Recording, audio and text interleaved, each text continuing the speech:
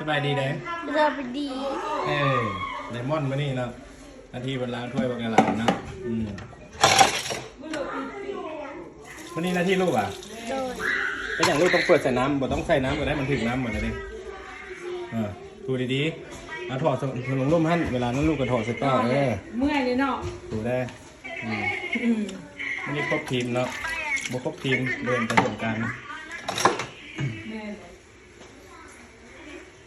ที่ลูกและที่ไหน ที่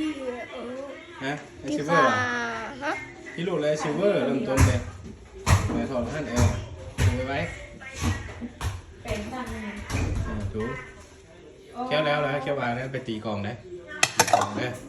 พักโรงเรียนเนาะบ่ให้ไปโรงเรียนเดินแป้นนะครับ